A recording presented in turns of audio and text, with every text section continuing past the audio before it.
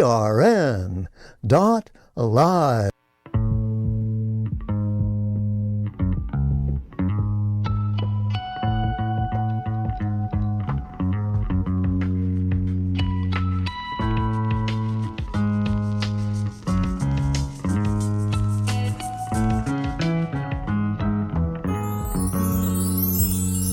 When you walk with open arms towards the sun, you feel the warmth of the rays, and then you know you're alive, and you don't have to be afraid of anything, cause you know the truth, and the truth is love, yes it is. Wasn't what they said to you, or anything that you learn from a book or from the news. It's not like that, cause it's a thing. It is something that you do. Doop doop doop a doo.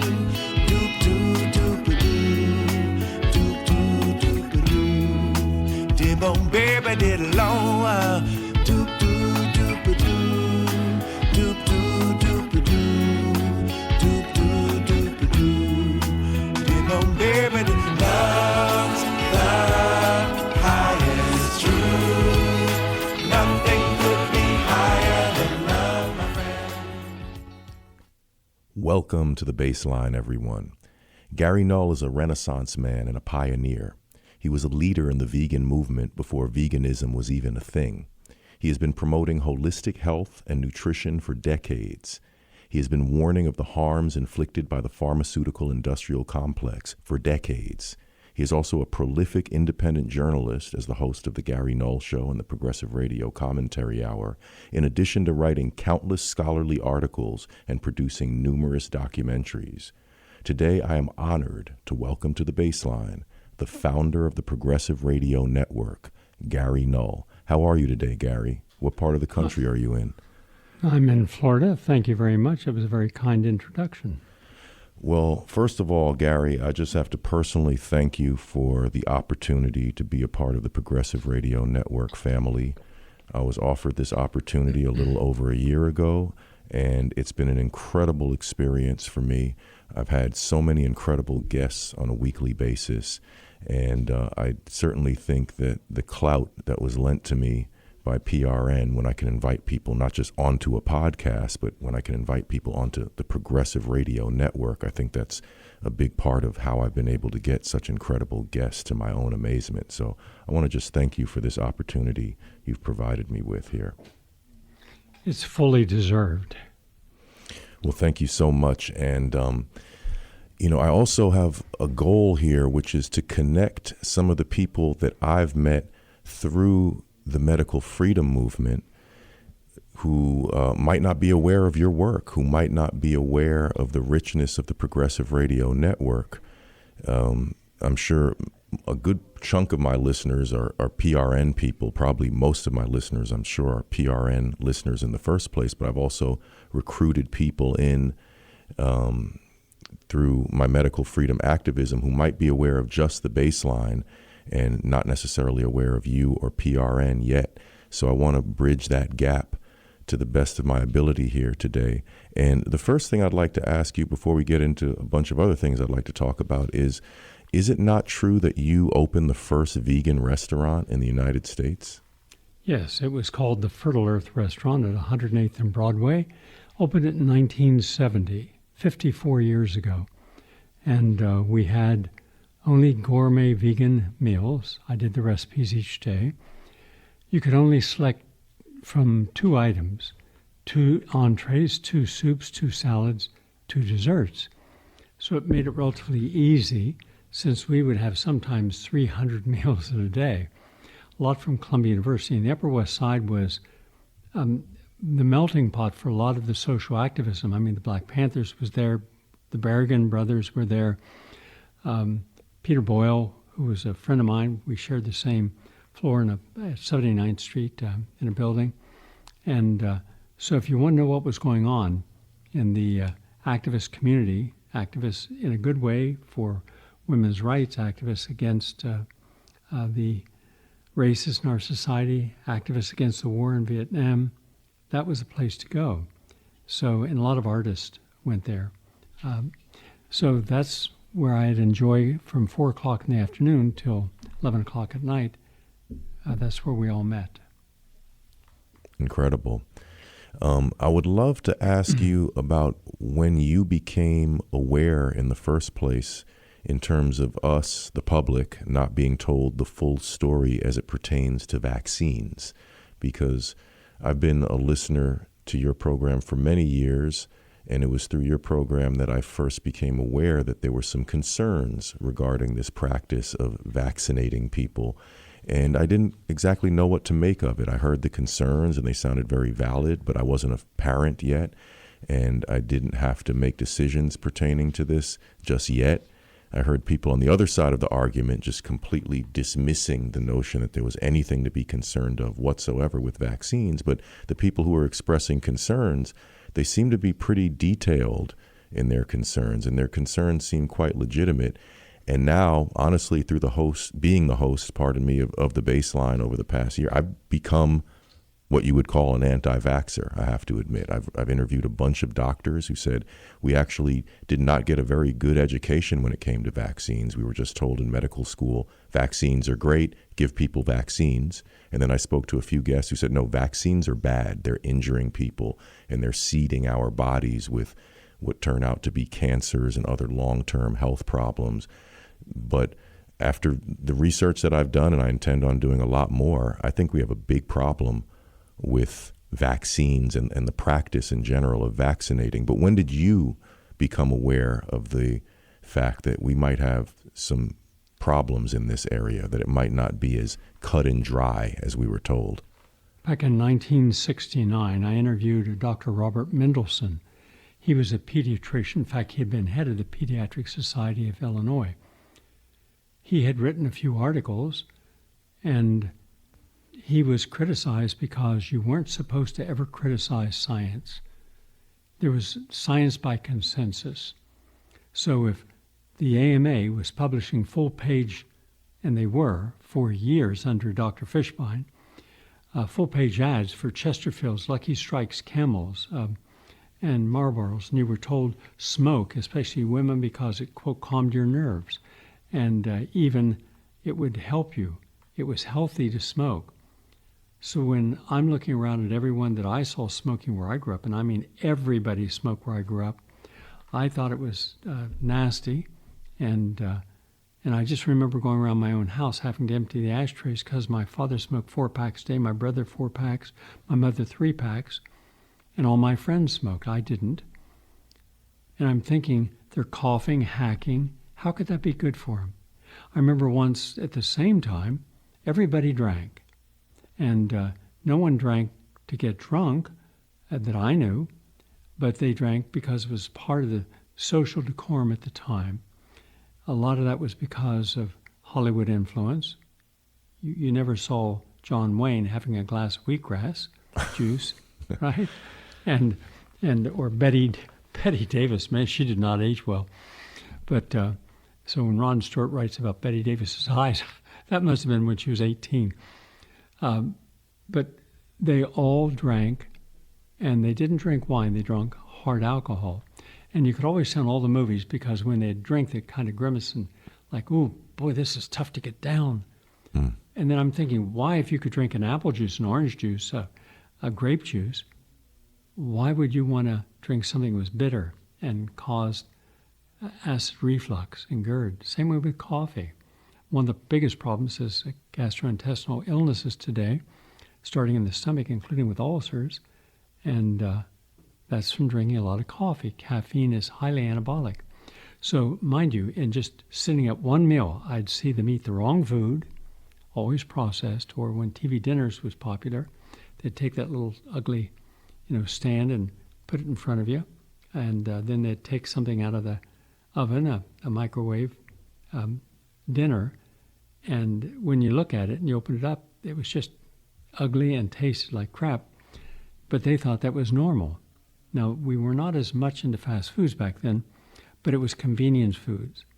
So when someone would have gravy, they would open up a pack of dried cow's blood, put it into a skillet, put in some lard, stir it around, then put in, when it started to bubble and these terrible smells came out, then you would put in your white flour, and then you put in salt and pepper and MSG, and that made your gravy.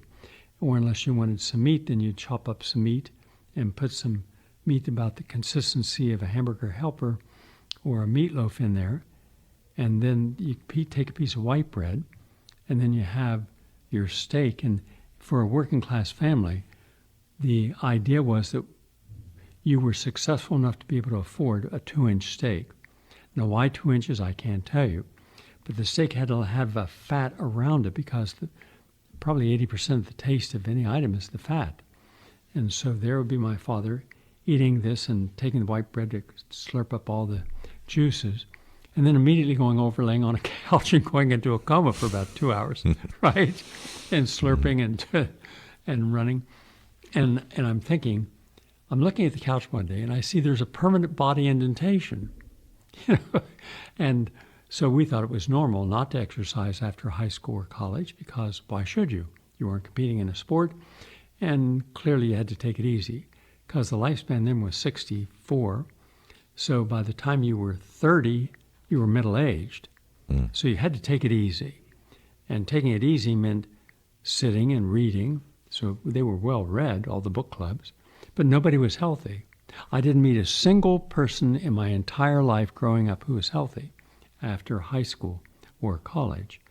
But even those who went to college came back from college and then went right into family and career, then social responsibilities. And then I started to see what I call now the lack of truth in your choices. I believe anything you do in life, you should begin by asking, what is the truth of my choice?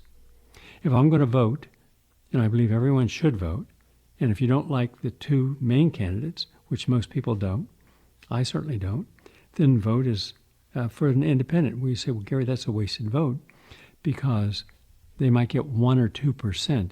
Collectively, all of them, Jill Stein, the Libertarian Party, the Constitutional Party, the Freedom Party. And I use the same argument. I would rather vote my conscience, and hence I voted each time for Ralph Nader, then Rock Anderson, then Jill Stein. But I was also thinking that there are enough progressive-minded people looking for the truth that they will join together and use the truth stated in these platforms as the basis of a whole new awareness, and then share that. So the next time the election came around, you would go from 1 to maybe 5. And with 5%, you get matching funds. And then it can grow from there. But it never happened. And not once. As a result, today, I say, if you don't want to vote for the lesser of two evils because you're still going to end up with evil or incompetence in whatever form that manifests, that's still an existential threat. Unless you do what I'm suggesting now. I've been working on this for over a year, contacting every independent expert who, by the way, and this is purely coincidence, 98% of them are historical liberals and historical Democrats. We're talking about the Democrats in between Harry Truman and up to maybe John F. Kennedy, but I've got a whole report coming out next week that shows Kennedy was no Camelot, that he was not progressive. And I have a top writer coming on, going to discuss his scholarship. I read his article, and boy, did it shed a different light on. In any case, those are people that were anti-war. They fought for free speech. They wanted the expulsion of the deep state out of our body politic, out of our news media, especially after the mid-1970s based upon Watergate. Watergate was a watershed moment, but we got it all wrong with Watergate. Woodward got it wrong. They all got it wrong. How so? They didn't follow the money. They followed the plumbers that broke in at the Democratic office to get some information. That wasn't the big deal about Watergate, and that's why Woodward, who had only been at the Washington Post for 9 months, didn't really have a story. Ben Bradley wasn't going to publish that, wasn't going to give any headlines or promotion, because it was like, who cares? But then he met a person who reached out to him that he said was a friendly source. But then that was converted into Deep Throat. Deep Throat actually was a euphemism for Linda Lovelace in the movie The Deep Throat, the first big hit porno film of the 1970s. In any case, Deep Throat, and he didn't know who Deep Throat was during that period, but the Deep Throat never told him who were the bad guys. He said, if you find the truth, I'll just nod yes to that, but don't expect me to give you any names. I'm not going to give up any names. Turns out that was a person who lived, I think, until he was 93 or something, and died not long ago. But he was the assistant director of the FBI. And he did say this. He says, you're looking in the wrong direction. He was looking at the finances, Woodward was, and so was his colleague. And they were looking at who was getting a $25,000 check out of the president's reelection campaign.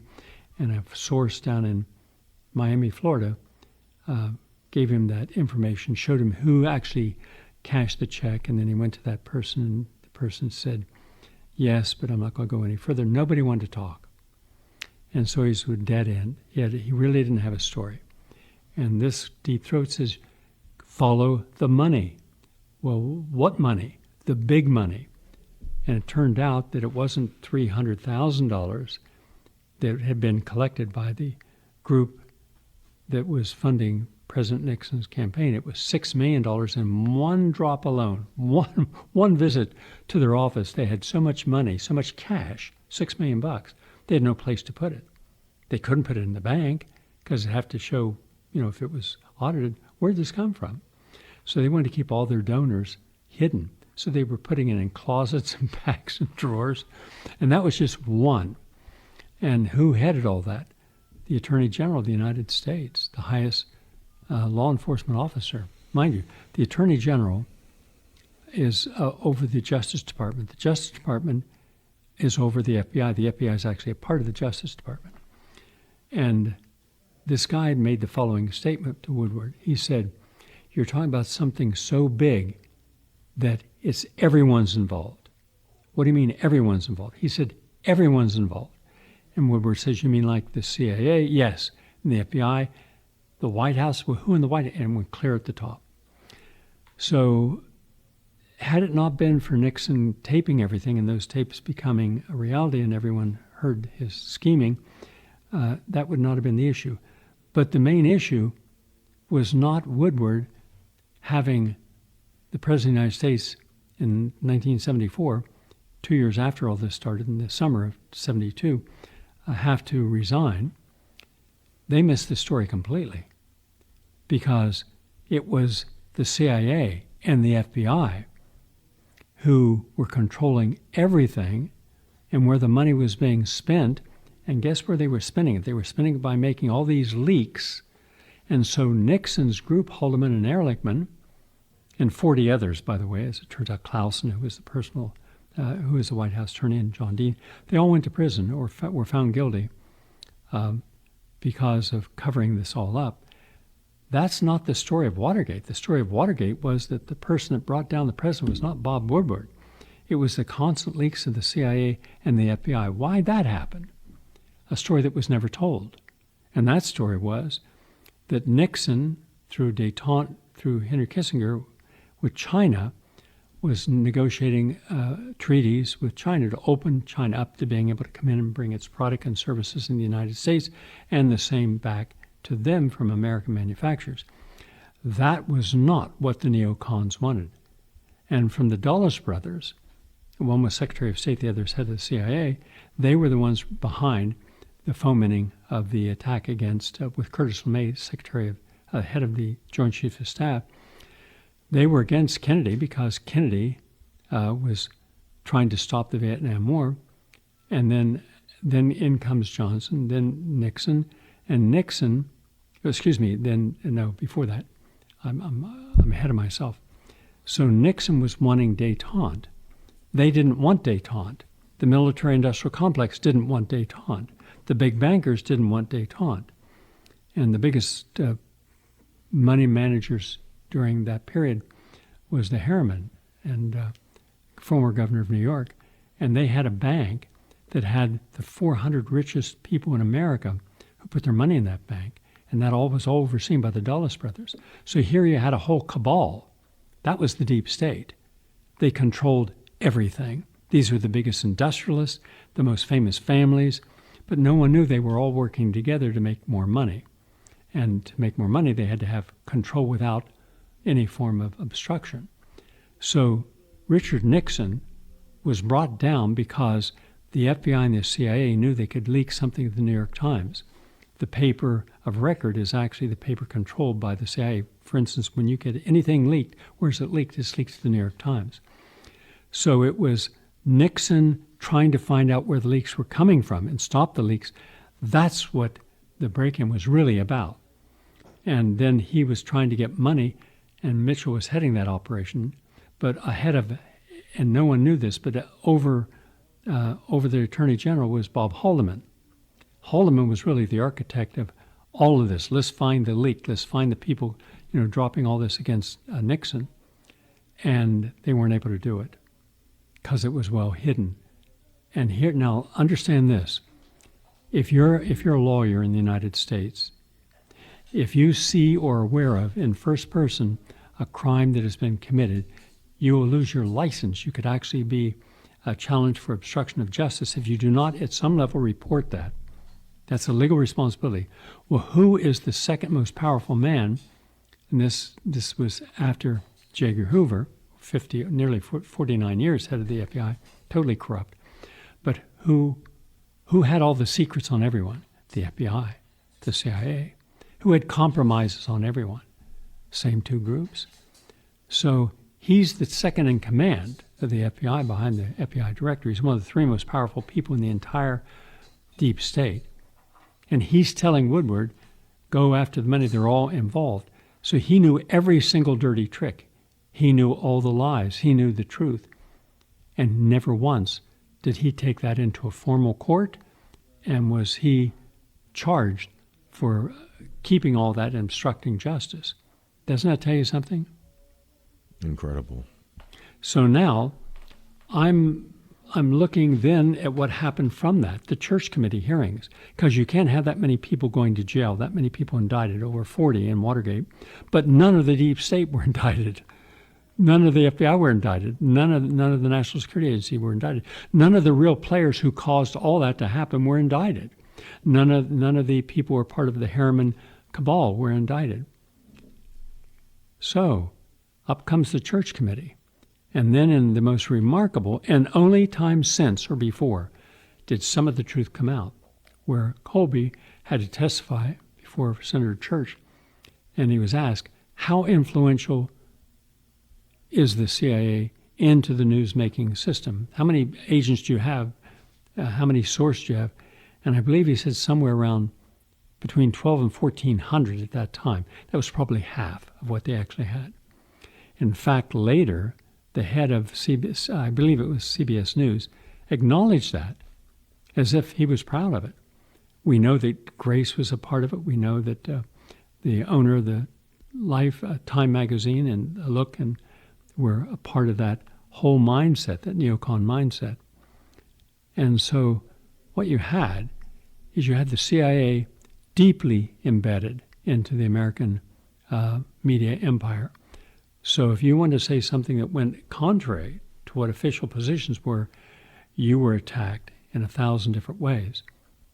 Now, once again, who was charged? Who went to jail because of all this? How about nobody? But guess who got punished? Church. Church was not reelected because they went after him. The one member of Congress who had the courage to take on the post-Watergate scandals of the CIA and the deep state, and he exposed a lot. Not a single thing was done to change anything. That's how powerful they are. Now, they're powerful then, they're powerful now. They control everything, and they have the backing of the major corporate investors, what are not really investors, but stakeholders. They own whole groups of corporations, probably in the neighborhood of 2,000 to 3,000 major corporations. They own all the media. And how they own it if their name's not associated with it?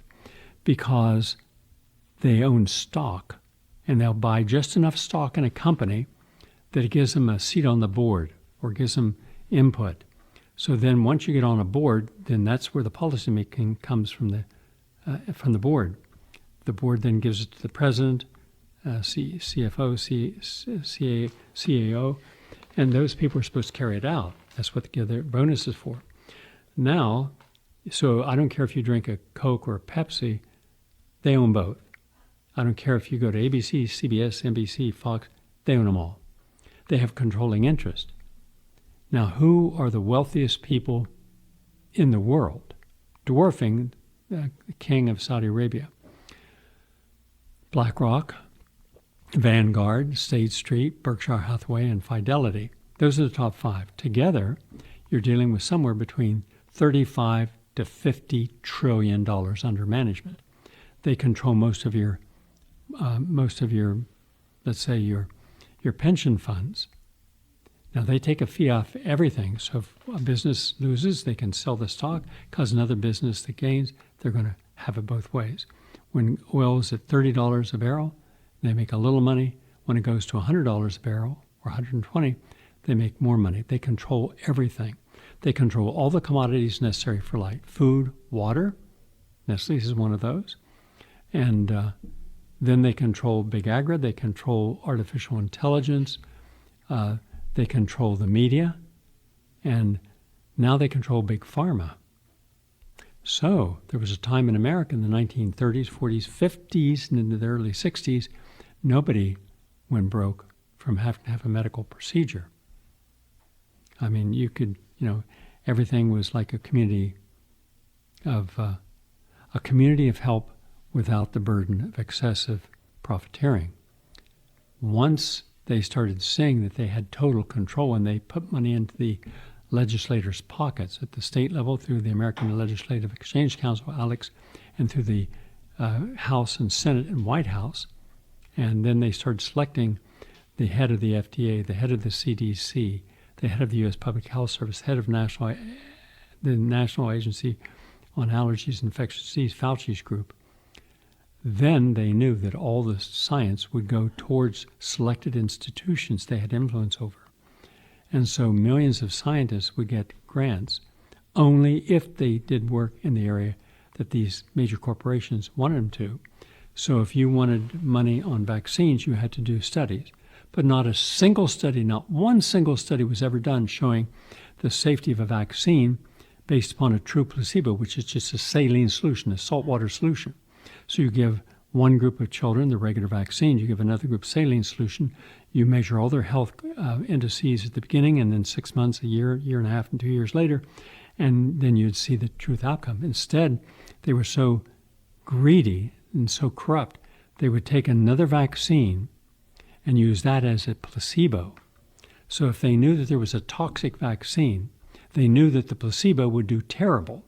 So even if their vaccine did a little better than the placebo, then they could say, of 100 studies that they may have done, our vaccines are good. Then they would control the finances of every one of the major magazines. Journal of the American Medical Association, the same journal that published all those ads that said that smoking was not addictive, wasn't harmful, but at the same time all those ads were going in the 1920s, 30s, 40s, 50s, and 60s, the FDA had the actual patent showing that nicotine in the cigarettes was addictive. So the FDA, that is supposed to be there to protect public, was protecting the 7 major cigarette companies. So when a whistleblower, not a governmental agent, but a whistleblower inside of one of the groups went he went to Mike Wallace 60 Minutes and he broke that story. And there was a movie about it with, it was, I think Al Pacino playing Mike Wallace, and Crow playing the whistleblower. But that was before any whistleblower laws. But then they had to come before Congress, all 7 heads of the major tobacco industry, and confess that they had lied. So no one lost their job, no one went to jail for when I did the analysis on it, it was about 10 million Americans had died of cancer from smoking, whether emphysema, or COPD or lung cancer or heart attacks, no one was held accountable. And you couldn't sue the tobacco industry up until that hearing and win. So Medicaid had to be reimbursed, but they gave them years to pay it back. So guess what happened? All the stock in those tobacco companies increased. Wall Street said, this is all behind us, let's make money. And nothing changed. Now, then in come the vaccines, and until Ronald Reagan, if you had a product, including a vaccine, that damaged someone, you could sue that manufacturer. So then they stopped making most of the vaccines because there was just so much damage being done. They were so unsafe. And by the way, it was the Supreme Court that wrote in a hearing after looking at all the scientific evidence that vaccines are inherently, quote, inherently unsafe. So then along comes Dr. Robert Mendelsohn, and he writes a couple articles which by comparison to what I write were very tame, and boy, they go after him. So he gives me a call in 1969. He says, Gary, I can't keep doing this because they're going to go after my license, but you can. So I looked at all the science that he gave me, plus I started on my own independent research and found out that there is no science behind the so-called science to prove that a baby or an adult needs a particular vaccine. More so, I spent almost 10,000 hours of doing research. And I used to teach a course on research methodology. I have a Ph.D. in human nutrition, public health science, senior research fellow at the Institute of Applied Biology, a very prestigious institute with very smart people brought from around the world. I was probably the least smart of all of them. I was a junior scientist, but I was there 36 years. So I know how to look for the truth when reading a scientific study, or whether or not something is plausible reading an article. And then I can do some research, and with all the sources I have, I can get to the truth rather easy. To date, if you go to GaryNull.com and go under articles and go under vaccine articles, you'll see over 40 articles I've written on every vaccine. They say, well, vaccines cured the smallpox. Jenner did that. No, he didn't. And it wasn't proven. And by the way, it wasn't smallpox, it was cowpox. I mean, people are just, they've been fed, and it's not their fault that they're not aware of this. They've been fed so much propaganda that they believe whoever they trust in the media tells them. And so I just showed the truth based upon real science and used all the sources and all the footnotes so that you can get the truth if you're prepared for the truth. But go back to what I said earlier, and that is, never start a journey until you know the truth of that journey, the truth of your own biases, the truth of your own limitations, the truth of your own capacity to filter the truth. And then you start seeing how we got to where we are today, a society that has been balkanized and tribalized by the people in power that nobody knows. You don't see them. They're like phantoms, but they control everything. And that's just a little history of how then, when I started finding things that were wrong and absolutely wrong, I would write an investigative reporting on it. I wrote the first article in American history at a national level to show the corruption of the cancer societies. And I had a good source. It was the head of the public relations for 25 years of the American Cancer Society, a man named Pat McGrady Sr. And he just got sick of it. He just got sick of all the lies and all the corruption. So he gave me an inside story. And then on top of that story, I had my own story. And the reason he came to me was because I had presented a series of articles about medical doctors who had found successful treatments for different cancers. And then I narrowed it down to successful treatments for terminal cancers. And then I narrowed it down with a 5-year follow-up. So if you've been treating a cancer with your treatment and only your treatment for 5 years, and that patient at the end of 5 years has no cancer, then that's a cure. So when I looked at the statistics for all the major cancer groups, they had 0 cures for terminal cancer. Everybody dies. But then I found a person who had a 16.6% cure rate in Germany, Dr. Joseph Issels, but I had to go there. I had to spend weeks there. I had to look at all these people, many from America who were there, who had terminal cancer, who no longer had terminal cancer, and how he did it. And then I went to the Bahamas, Dr. Lawrence Burton. and San Diego, Dr. Virginia Livingston Wheeler, in Panama City, Florida, Dr. Al-Qaidi, and Dr. Manuel Revisi in New York City, and Dr. Brzezinski in Houston, Texas. Now, all these people had legitimate degrees. They were very bright people. But then there was a little book that was kept by the American Cancer Society called the Unproven Methods of Cancer Management list, which if you were on there, you were considered a quack. You received no funding. And because Big Pharma didn't want to get any funding to someone who didn't go along with their protocols, surgery, radiation, chemotherapy, some combination. If you did anything else, you were attacked. And so all of them were attacked. So I just went, because they didn't know I was breaking a story. So I got some access to this G. Cognitive Woods, who headed up that department. And I said, I understand you have a book that tells people whether there's a legitimate therapy there or not. He's yes. I said, could I take a look? He said, sure. I said, now this guy here, how do you know that his therapy is no good? Well, we just know. I said, but what are your sources? He looked and he said, well, I don't have any sources, but it's common knowledge. I said, but good science says you should at least have proof that something is wrong with someone's therapy before you condemn him. And then for Dr. Joseph Issels, he had one of those like National Enquirer little articles about Joseph Issels that attacked Issels. So I said, now, I just came from Issels' clinic in Bavaria. And he has all of his records, 50,000 records that are open that any doctor can come and examine. And the BBC sent over one of their best journalists, Gordon Higginson, and he came back and did a documentary called Go Climb the Mountain. And the mountain was about the mountain behind his clinic where he would take people each day and do meditations. And I interviewed the people. Do you have any proof, real proof, not some scandal sheet article, that his therapies are quackery? And that's all he had. So that's when I decided it was time to release that article. And boy, it won 2 Emmys on 2020. It was one of the most popular shows ever done on 60 Minutes. In fact, the person who came after the 2020 piece with Judy Moses was Cryle. And Cryle's, turns out, didn't know at the time, Cryle's sister, Susan Cryle, a really outstanding artist, and teaches over at Hunter, as chairman of the department. And he told me the ins and outs of working with 60 Minutes, but they used my piece on Lawrence Burton. And then the doors were open. Then you were allowed to say things. But then I did an article for, no liberal publication would publish it. I thought they would.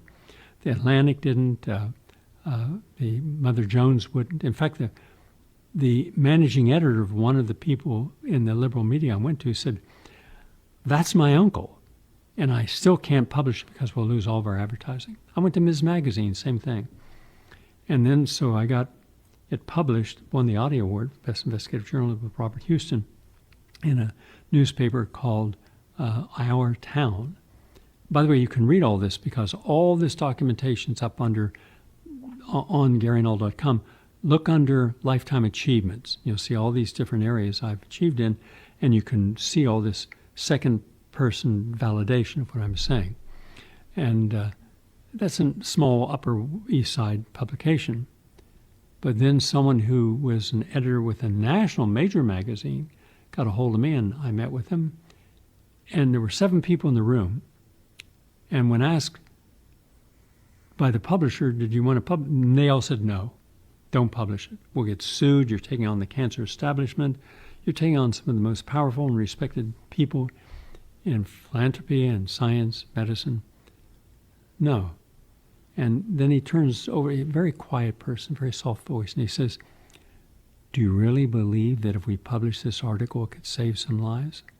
I said, yes, sir, it will. He said, okay, then we're going to publish it. Oh, they all went crazy. They just lost it. In fact, when we left the meeting, the editor-in-chief comes up to me, and he pushes his finger into my chest saying, your article will never appear in my publication. I said, sir, it's not your publication, it's the publisher's publication, and yes, it will. And you and I will never meet again because I don't want to be around people who are so close-minded to the truth. That's the last I ever went into the magazine's office. For the next 26 years, a quarter century, I published 58 cover stories read by tens of millions of people, and it was called Medical Genocide. No one had ever had the courage except that publisher to do a series on medical genocide. And then I also went after the AMA and the 12 largest medical organizations. And my 4 articles on corruption within the AMA caused a small group of 5 chiropractors to finally, and chiropractic was dead. It was dead. It was considered by the AMA as, quote, an unscientific cult. Officially, that was official. In fact, you could lose your medical license if you recommended a patient to a chiropractor or if you received a chiropractor patient. You couldn't do either. And they had no chance to get accredited. So as a result, a chiropractic visit, you might make $12 to $15. And no insurance would cover it. So it was in the death throes. But after the article, and 1 million documents were uncovered under discovery, we showed there had been a 25-year conspiracy in the basement of the AMA. Department of Investigations, they called it. A man named Rockthorpe Morton and Dual Taylor ran it. And they went after every alternative therapy. Behind the scenes, this is the deep state behind the scenes, manifesting that no alternative therapy is ever to be allowed because only drugs that are patented that we can profit from are to be used, period. And so all alternative therapists were attacked, all alternative therapies were condemned, until one day someone left an envelope with my doormat, and there was no name on it, and there wasn't even my name on it. It was just that a messenger service delivered it and said, give this to Gary Null. And when I opened it up, it were secret documents from the Department of Investigations. And over the months, I received more and more and more. And when I put it together into independent validation, it was accurate.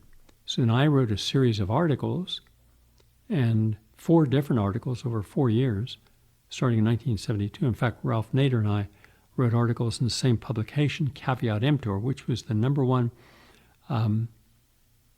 truth-telling social activist publication in the United States.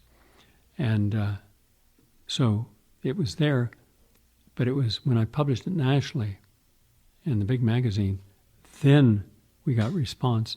Some chiropractors read it and said, we ought to sue him. One of them had a brother, McAndrews in Chicago, and they won. So for the first time, the AMA lost the Sherman Antitrust Act, the Restraint of Trade Clause, and they had to acknowledge chiropractic. Suddenly, chiropractic was saved. All the dirty tricks that they had used to kill it, including working hand in glove with the insurance companies, all that was exposed. And the 11 of the 12 largest, one had already settled, but the other 11 major medical organizations all were found guilty, and they had to acknowledge chiropractic and accept it. Right after that, I then was asked by Dr. Alan Pressman if I would write a curriculum, a syllabus, and submit it to the Department of Education of New York State so that chiropractors could do more than just supplications, meaning, the old vernacular rack 'em and crack 'em of the spine. And so I did, and lo and behold, it was accepted. So for the first time in chiropractic history, they could now do nutritional counseling. They could talk about lifestyle and get covered for it by insurance. Then the head of New York Institute of Technology, Dr. Chester Stalk, contacted me and says, Gary, we need a master's program in clinical nutrition. Could you write up a syllabus and we'll see if we can get it accredited? I did, and it was accredited. I became the instructor of that over there at New York Institute. That's kind of like the MIT of New York. And we were on a rip. I was doing a lot of hard-hitting reporting every day. And then I also had my radio show. So that just gives you a little history, because then I went after the vaccine companies. I said, show me the proof that you've done this with a double-blind placebo-controlled study. To this day, they haven't, but a new study just came out, Jeremiah, and this study is the only one of its kind ever in America. They found and tracked down 100,000 parents and their children who've never received any vaccines. They found 100,000 parents who had all the vaccines with their children. And after the study, it showed that the children who are going to be the healthiest, live the longest, and have no diseases are the ones who were unvaccinated.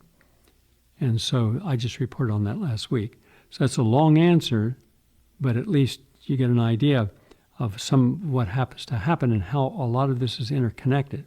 So if you go after the vaccine company, if you go after the people behind the vaccines for COVID, who do you think owns the stock in the pharmaceutical companies that are making vaccines? BlackRock, Vanguard. Who do you think is receiving all the money for the magazines and all the money at the science journals to pay for the ads? Yeah? The New England Journal of Medicine, the Lancet, the British Medical Journal, they're all receiving funding, so therefore there's an undue influence. How bad is science today? Well, Dr. Angel, former 22-year editor-in-chief of the New England Journal of Medicine, said over 60% of all articles cannot be reproduced that are published in peer-reviewed journals, which means they're fraudulent. 67%. But then just a week and a half ago, out comes an article showing that over $1 billion was given to peer review reviewers. You're paying someone who's supposed to be secret, anonymous, who's reading an article, and that's going to influence them. You give them a lot of money, you give them $1 billion, oh, you're going to only have the science, corporate science, proprietary science.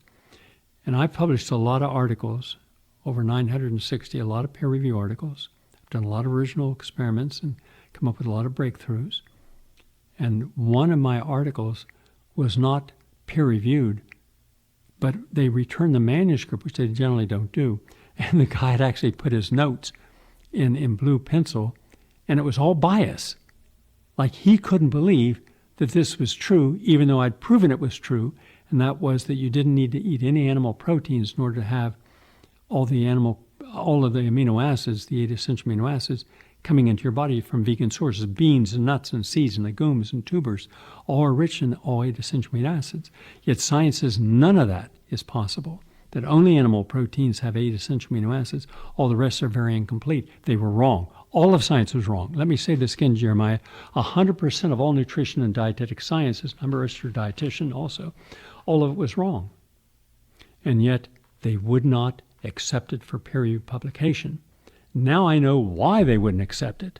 Because they're being paid to, in effect, influence which articles get published and which don't.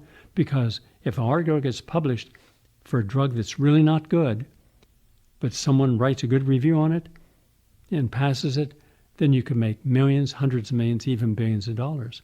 And that's what we're seeing about all the vaccines, especially COVID vaccines now, and the danger they've represented. Well, does that answer your question? It does, very extensively. We're almost out of time here. We do have 12 minutes left. I was hoping we could take a call or two if possible. Sure. If you would like to speak to Gary Null, please call. You know the number to call, 888-874-4888. Although I ask that you have an organized question ready so that we could maximize our time here. But I would love to ask you, since you just mentioned the COVID injections, I don't like to really call them vaccines, but I don't think a vaccine is such a great thing in the first place at this point. But, they were called gene therapies, and I kind of resist that term because I don't see anything therapeutic about them. But I understand that's sort of a legal distinction because in the documents behind the scenes, they're referred to as gene therapies, and then when they're presented to the public, all of a sudden it's a vaccine, the more familiar word,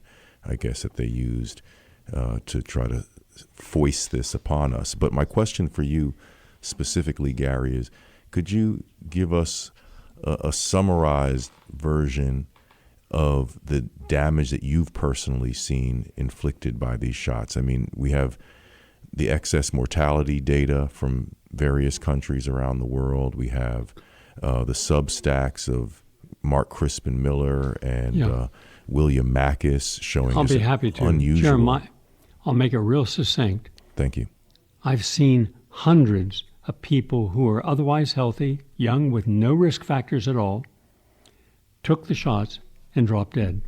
One of my closest friends, partner's son, either got the shot or had to quit, decided to get the shot, and dropped dead the next day. But I don't think we've seen the worst. I think the worst is ahead. Why? Because we began to broadcast 3 years ago something that only was being discussed discreetly with morticians, that they couldn't embalm people because they couldn't pull out some white clots. Now, I've never heard of a white clot. They've never heard of a white clot. But there was these stringy things that looked like rubber bands filling up all the arteries, and blood couldn't go through. Yeah. But it was white, not red. Mm-hmm. And so those are in every vaccine.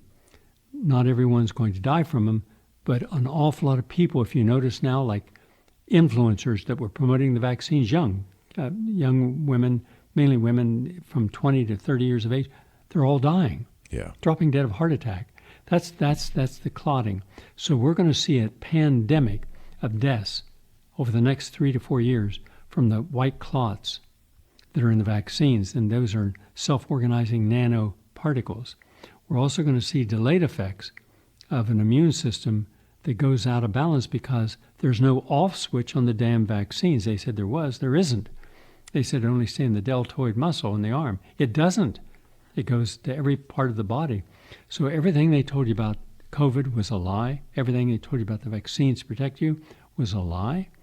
And I think they should be held accountable. I totally agree. And I wish I could disagree in terms of your statement that the worst is yet to come, but it's an avalanche, and it's not stopping, unfortunately. I mean, and it's worldwide. Yeah, it's worldwide. I mean, news articles every day. And a new feature of this, I mean, there's many things that we could point to, but now obituaries don't include cause of death. I mean, that was historically what an obituary was. And now it's just the person died or cause of death unknown. And this is becoming a normal thing, quote unquote, normal. But we do have some callers on the line. Love to hear from Brian from New Jersey. How are you doing today, Brian? Hello? Can you guys hear me okay? Perfectly. Go ahead. Good. Hello, everyone. Gary, my question is about, first of all, thanks for all that you have done in the past and continue to do for us. But one of my major concerns right now, I'm 60, got about 24 years in on my job, and I'm really concerned about the future and the value of the dollar, inflation. I mean, what's just a safe thing? And I know you can't give investment advice, but, what should someone do? Like, people who may not be able to store or keep gold or silver in their possession, and it might be too much for them to vault it.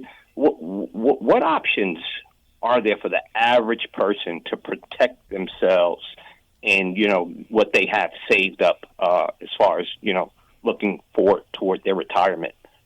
Okay, there's two ways of looking at it. First, the average American looks at how much money they can save. And I say that's not the issue. It's how smartly you spend it.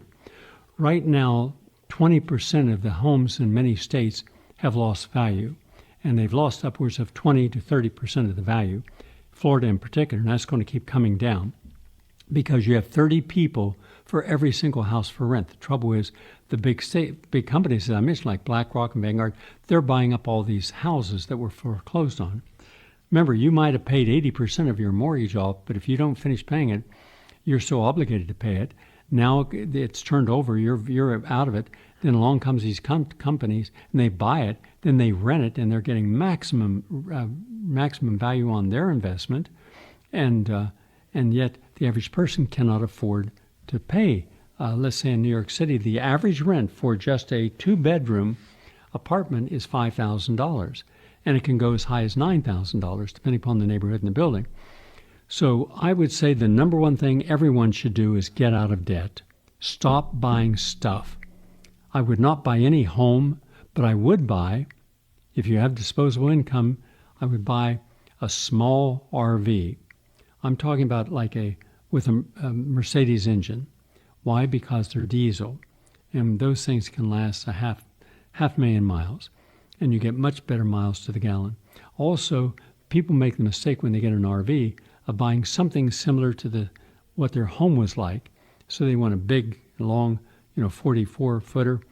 No, that's a lot of money, and you're going to lose half the value when you drive it off the lot. What it is that there's 1,500 small communities around the United States, and these are intentional communities. So people live there with quality of life who share common beliefs in something. Might be an artistic community, might be an environmentalist community. I would buy a small RV, slightly used, slightly means 20,000 miles or under, and then have an independent mechanic check it to make sure there's nothing hidden in there. And then I would take off, and I would just, whenever I can, I would visit some places that I hadn't been before and see quality of life. Because what you want is you want to be able to wake up in the morning and know that if you walk down to the bank, you're not going to get mugged. If you're going on a subway, you're not going to get your throat slashed. If you're sitting and having dining, you don't want someone coming up on a moped. And this is all happening in Manhattan and pointing a gun at you. There were over 500 criminal acts committed by the Venezuelan gangs on motorcycles and mopeds alone. That's just one gang in one city. So those who thought it would be great to have a sanctuary city, well, it's only going to get a lot worse. So I would look at places that you could move to that gives you quality of life and that's not expensive. But if you've got all this stuff because you keep buying stuff, don't buy anything and try to sell whatever you can to downsize. Go minimal. Because you either have one or two philosophies in life. You either have to make more money in order to have a more expensive standard of living, or you make less money, save, and have a better quality of life. And so that's how you get yourself out of this fix.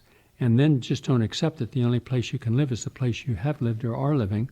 There's wonderful places in this great country. So, and that has nothing to do with investing in gold or silver or anything else, because that's a whole separate story, and I can't answer that in the few minutes we have left.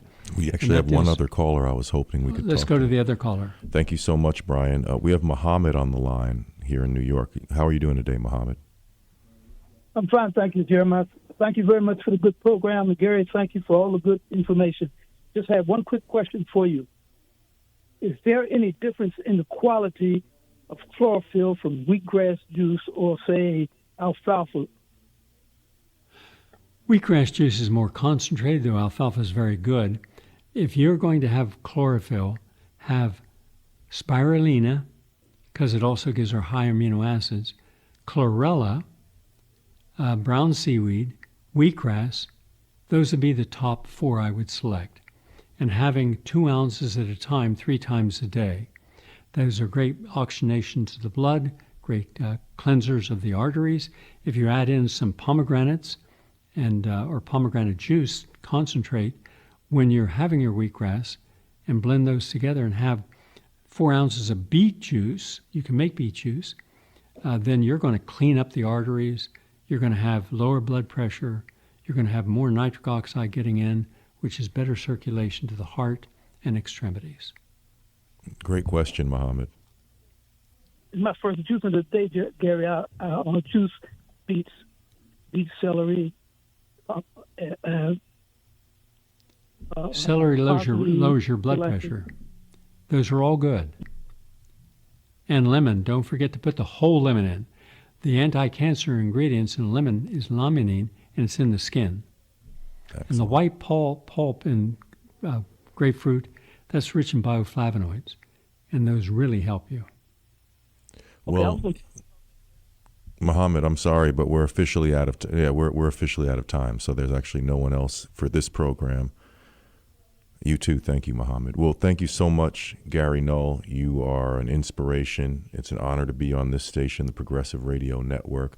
And everyone, please subscribe to my Substack if you haven't. And also make sure you subscribe to Gary's Substack, because he might be tuned in on PRN, but he has a great Substack, which is a compendium to a lot of what's discussed on air. So everyone have a great weekend. This was actually episode 64 of the Bassline, and I have sentimental feelings about that number because I'm a chess teacher, and there's 64 squares on the chessboard. So Today was a great day for me to get a chance to have you on this program, Gary, and keep up all the great work that you're doing. It's unbelievable. Thank you. I appreciate it. Have a great weekend, everyone. Thanks. Feel the warmth of the rays, and then you know you're alive, and you don't have to be afraid.